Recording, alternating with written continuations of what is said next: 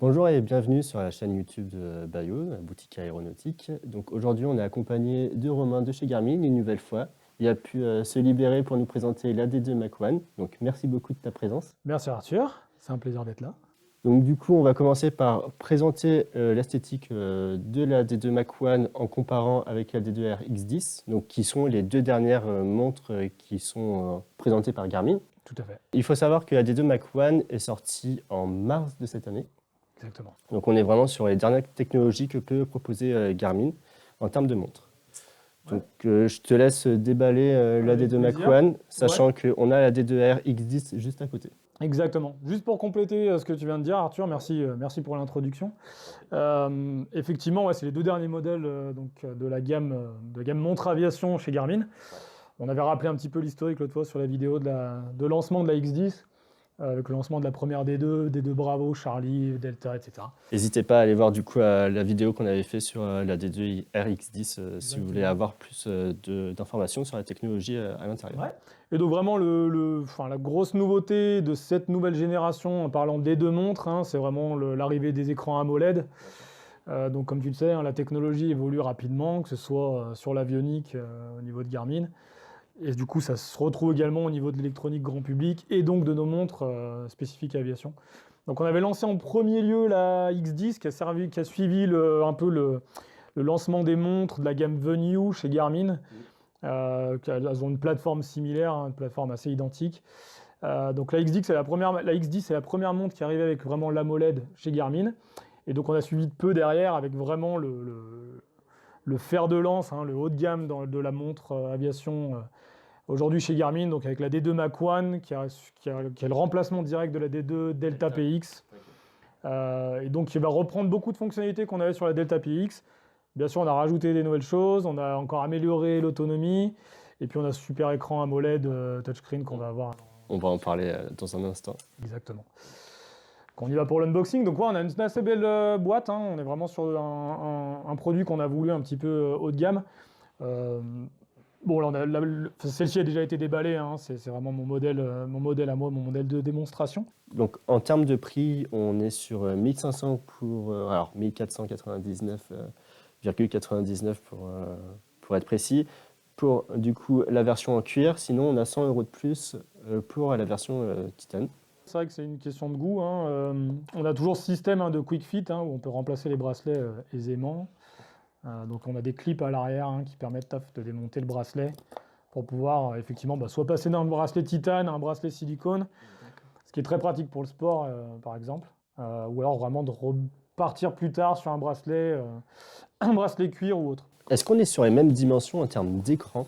Non, alors on a un écran plus grand, hein, de mémoire sur la D2R, on est sur un boîtier de 42 mm. Ici sur sur la Mach 1, pardon, on est sur un boîtier de 47 mm. Ce qui est pas plus mal, hein. Moi personnellement, enfin voilà, j'ai pas des gros poignets, c'est vrai que la Delta PX était assez massive, quoi. Donc on est redescendu sur une montre que je trouve plutôt agréable à porter, plus légère encore, même si les précédentes n'étaient pas lourdes. Et donc vraiment, oui. Tu as déjà eu l'expérience utilisateur de cette montre parce que ça fait maintenant presque 9 mois que tu l'utilises. Ouais, exactement. Exactement, donc ouais, c'est vrai que j'utilise cette montre au quotidien et je t'expliquais tout à l'heure que maintenant je la porte même la nuit parce qu'on va voir tout à l'heure qu'on a pas mal de données si vous faites du sport ou autre qui peuvent être très intéressantes. Donc boîtier titane, bracelet titane, verre saphir inrayable qui est vraiment une différence. Alors on est déjà sur la X10, on a un très bon verre, hein, c'est un Gorilla Corn, donc qui est déjà un verre qui est assez dur et qui craint très peu les rayures. Bon, le saphir, on est vraiment au-dessus, on est vraiment sur un niveau où on n'a vraiment pas de rayures sur un verre saphir. Donc du coup, ce qui explique, qui justifie la différence de prix, Ouais, ça serait plus par rapport aux finitions. c'est beaucoup, effectivement, ça va être beaucoup les matériaux utilisés, les finitions. Oui. C'est-à-dire, comme tu vas le voir, on retrouve quand même beaucoup de fonctionnalités. On a beaucoup de fonctionnalités communes entre les deux montres, hein. Oui. Les grosses différences, ça va vraiment être la cartographie qu'on n'a pas du tout sur la X10, donc on n'a pas de carte sur la X10, hein. La Mach 1 a de la cartographie et a beaucoup d'éléments en plus au niveau des analyses, comme je disais, physiques. On va tendre à avoir une activité plus soutenue avec une Mach 1. Quelqu'un qui va vraiment faire du sport à haut niveau ou autre ne va pas utiliser une X10 par rapport aux analyses, comme je disais, corporelles, etc.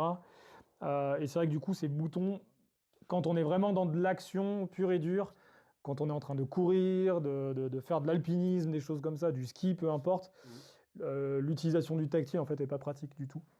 D'accord. Ce qui fait qu'en fait, sur la Mac One, du moment qu'on va démarrer certaines activités, ça va figer le tactile et on va beaucoup plus utiliser les boutons. D'accord, on a cette possibilité de Ouais, figer le tout à fait. tactile. D'accord. Pour revenir sur les activités, donc effectivement, on retrouve beaucoup de choses en commun, hein. Donc effectivement, on va retrouver tous les widgets, hein, donc sur la partie gauche. Donc vraiment sur la partie gauche, nos 3 boutons à gauche, on voit les inscriptions. Donc en haut, on a la light, Oui. donc là, pour vraiment rétro-éclairer l'écran. D'accord. Le up-down, donc pour naviguer dans les menus en haut, en bas. Donc partie gauche, ça va vraiment être activité, enfin ce qu'on appelle les widgets, hein, donc vraiment application de tout. Alors qu'à droite, ça va vraiment être dédié à la partie activité, donc quand on est vraiment sur une activité type vol ou marche, course, ski, vélo, peu importe, golf, etc. D'accord. Donc je vais commencer vraiment par cette partie de gauche, hein. Donc ici, on peut utiliser effectivement ou le tactile ou les boutons. Donc quand je suis sur ma première page, si je navigue en haut ou en bas, c'est comme un menu déroulant, hein. Premier outil qu'on voit ici, c'est les alertes aériennes. Donc c'est quelque chose qu'on n'a pas forcément, ou que c'est un petit peu différent sur les X10. Ici, on a vraiment possibilité de paramétrer nos alertes aériennes. Donc ça va être mon alerte oxygène, que je vais pouvoir activer ou désactiver par rapport à une altitude. Donc là, c'est par exemple au niveau réglementaire, je sais qu'au-dessus de 10 000 pieds, il va me falloir de l'oxygène à portée ou autre. Donc je vais me mettre une alerte 2, paf, 10 000 pieds, il me faut d'oxygène. Alerte d'écart de route, donc si je m'écarte plus ou moins de ma route, voilà, quand je vais être en navigation, ici par défaut on est sur 5 nautiques, elle va me donner une alerte. Et donc je vais avoir une alerte par rapport à l'oxygène, mais qui ne va pas être paramétrée ici, qui va être celle de l'oxygène dans le sang. Donc on l'a déjà vu sur la X10, on a par rapport au capteur cardiaque la possibilité de mesurer la saturation d'oxygène dans le sang, ce qui était une nouveauté sur ces gammes, enfin depuis la Delta PX, pardon. Okay. Et qui permet quand on monte en altitude, si vraiment notre taux d'oxygénation venait à baisser, d'avoir une alerte pour éviter l'hypoxie. Ici on a coucher du soleil, donc on a vraiment les informations au jour le jour du coucher du soleil. Et ainsi que le crépuscule civil, hein, donc les 30 minutes, enfin on a le crépuscule civil plus l'horaire aéronautique pour le lever et le coucher du soleil au jour le jour. On a un altimètre embarqué, on verra qu'on a des raccourcis également, donc une nouvelle présentation un peu d'altimètre, hein, qui ressemble à un horizon. Oui.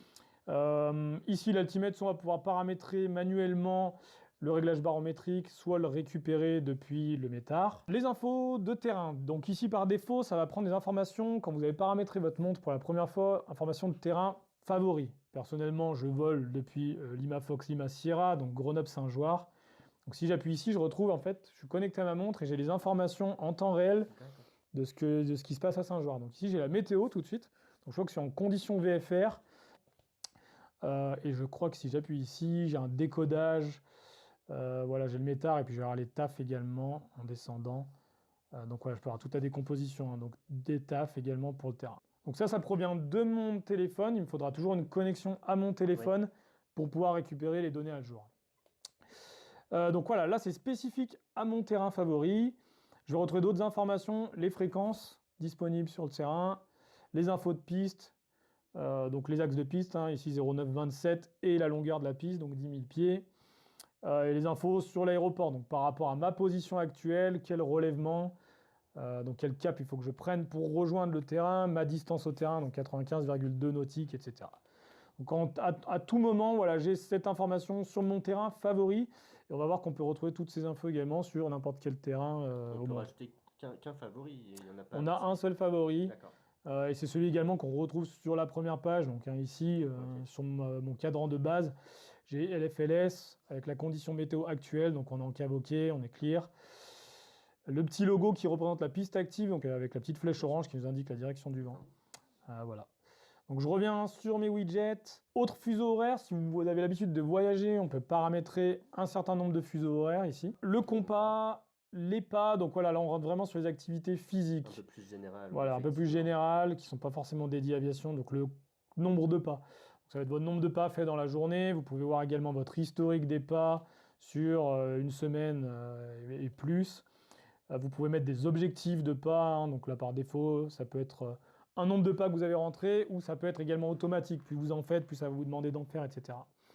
On a également les étages gravis, la fréquence cardiaque, Pareil, avec un historique de la fréquence cardiaque au repos, etc., sur un nombre de jours. Voilà. L'oxymètre de pouls, important, donc je disais surtout en vol. L'oxymètre de pouls, ça ne va pas prendre ça va pas prendre des mesures régulières si vous ne lui demandez pas. D'accord. En fait, l'oxymètre de pouls va prendre des relevés réguliers en vol, par exemple. Parce qu'on sait qu'en vol, c'est utile. Pertinent, ouais. Donc en vol, on va prendre des mesures régulières. Sinon, au jour le jour, c'est quelque chose qui est demandeur en termes de batterie. Donc on ne va pas l'utiliser en permanence. Ça va prendre des mesures alors assez régulières, mais très espacées, ou à la demande. Ici, on retrouve d'autres choses alors, qui sont plus spécifiques vraiment à Garmin. Donc pour ceux qui sont un petit peu familiers avec, Garmin a racheté il y a quelques années une société qui s'appelle Firstbeat, Oui. donc qui est vraiment une société d'analyse des données physiologiques, qui nous a permis de développer tous ces outils par rapport à justement...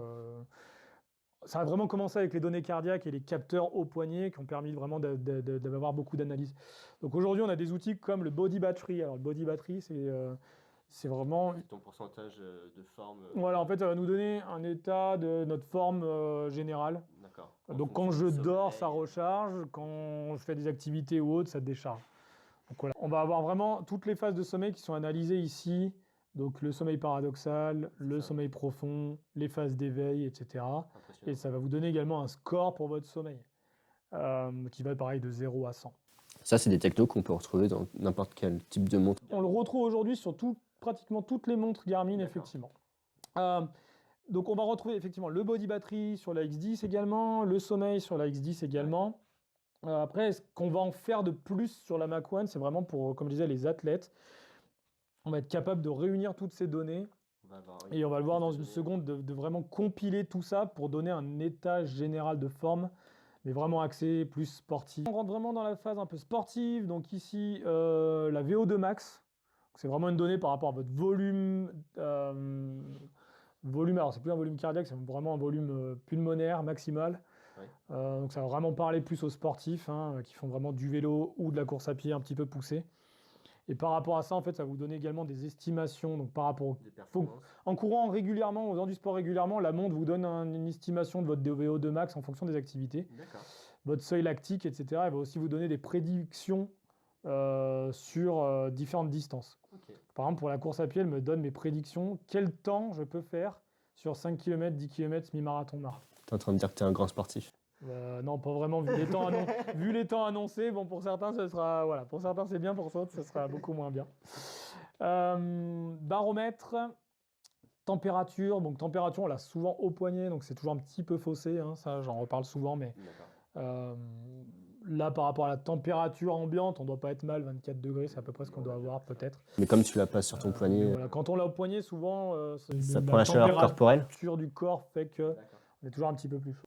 Néanmoins, c'est bien parce que par rapport à la variation de ces températures, c'est pareil, quand on fait du sport, on va être capable de nous dire comment on s'acclimate à la température et à l'altitude également. Au fur et à mesure des entraînements en altitude ou par des températures chaudes ou froides, la montre va nous dire vous êtes acclimaté à tant de pourcents, etc.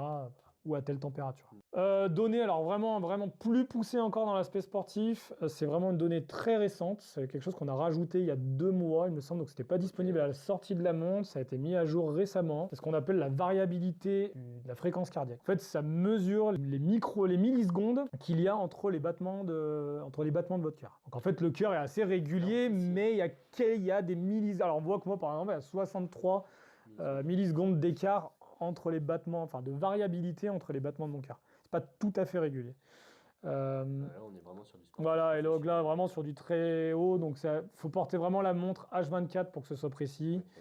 Donc, en dormant, etc. Et il faut la porter pendant au moins 3 semaines pour que ça ait du sens. Mais ça permet, alors pour les sportifs, voilà, plus la variabilité va être haute. Donc, si on va monter sur les 70-75 millisecondes, plus le corps est reposé en fait. Avec cette donnée, en plus de toutes les autres qu'on a vues avant, body battery, sommeil, etc., on va pouvoir avoir une information qui est vraiment précise sur la capacité du corps à s'entraîner. Donc on a ce qu'on appelle le training readiness, qui va nous dire si on est prêt ou pas à s'entraîner et si on est prêt à s'entraîner plus ou moins fort. Pour revenir sur les différents facteurs, donc on les retrouve tous ici. Donc voilà, effectivement, mon sommeil n'était pas génial, Par contre, ma récupération est bonne, ma variabilité de la fréquence cardiaque est bonne. Bouton oui, bleu. effectivement. Hein. D'accord. Et donc, comme je disais, on a cette espèce de ce qu'on appelle alors, je sais plus comment on appelle ça en anglais, mais une espèce de protection physique autour du bouton qui fait qu'il faut vraiment appuyer sur le centre. C'est pour pas que les activités se coupent ou s'activent. D'accord, je vois. Donc, on a vraiment cette protection autour du bouton ici. Donc, si j'appuie ici, tac, je vais arriver dans les activités. Donc, la première que j'ai, on est sur une montre d'aviation, c'est le vol. Bien sûr. Et là, on va voir, bon, effectivement, on a des tonnes d'activités. Donc, Alors. bon, là, c'est un peu les favorites qu'on retrouve en haut, celles qu'on a utilisées le plus. Donc, on a un aspect cartographie, bah, du coup, comme on vient d'en parler, on a une cartographie et pour l'aviation, mais aussi pour tout le reste. D'accord. Donc, pour la course à pied, par exemple, on a les open maps, enfin, les topos, les cartes topo de chez Garmin qui sont intégrées. Ça peut être super On intéressant. peut également charger les OpenStreetMap. Donc, en fonction des utilisations qu'on fait, on va avoir de la cartographie.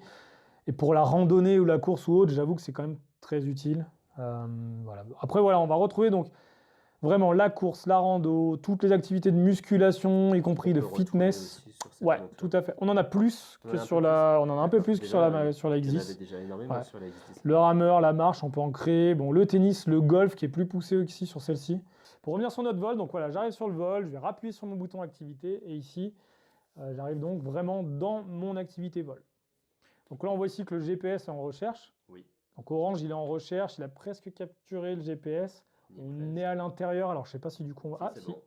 Donc voilà, là on est vert, on revoit ici le statut du GPS. Donc quand on est vert, on a vraiment la position GPS.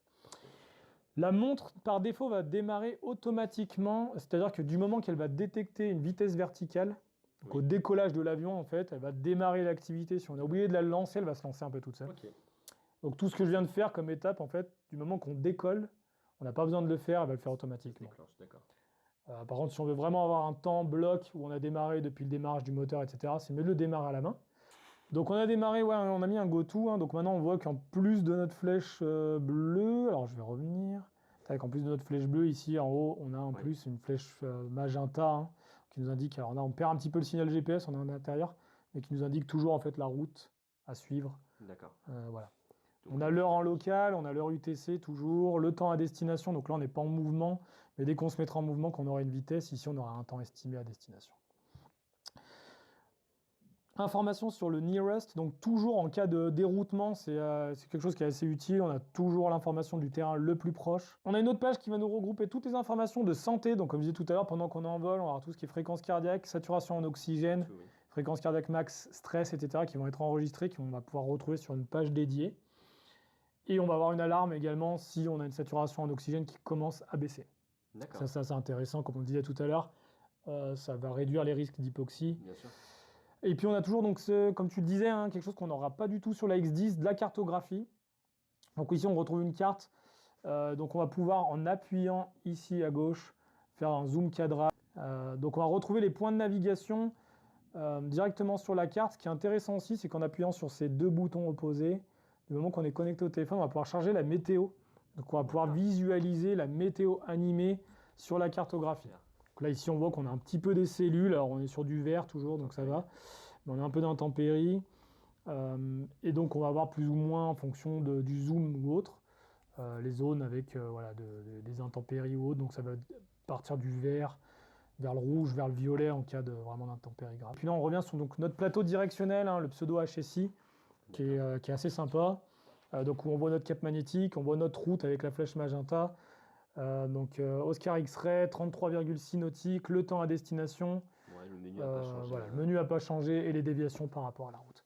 Et donc voilà, quand on revient, on se pose, on arrête notre activité. Est-ce qu'elle peut s'arrêter automatiquement si on... Alors il me semble que oui, elle s'arrête automatiquement du moment qu'elle détecte qu'on n'a plus de vitesse, qu'on est au parking, et ben ça, elle va s'arrêter automatiquement. Okay.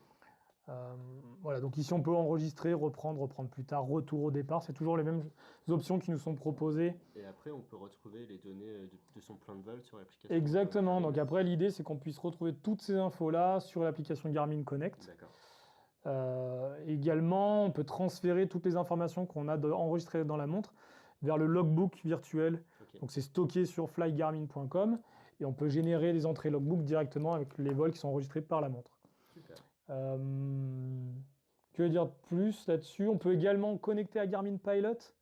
Oui. pour éventuellement, alors là je ne l'ai pas, mais on peut connecter à l'application Garmin Pilot. Donc si on a créé un plan de vol sur Garmin Pilot avec différents points tournants, On peut déjà on va anticiper pouvoir à l'avance. charger les waypoints directement dans la D'accord. montre. Dernière chose qu'on voulait montrer, Arthur, c'était un peu le côté sécurité. Je ne sais plus si on en avait parlé sur la X10. Non. On a un mode vraiment d'assistance, enfin de l'assistance, d'appel d'urgence entre guillemets, que ce soit en vol ou durant une activité. On a soit une détection automatique, donc si je tombe par exemple en courant ou en marchant, la montre est capable de détecter que j'ai une activité inhabituelle.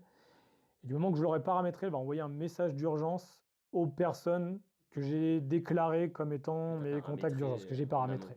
D'accord.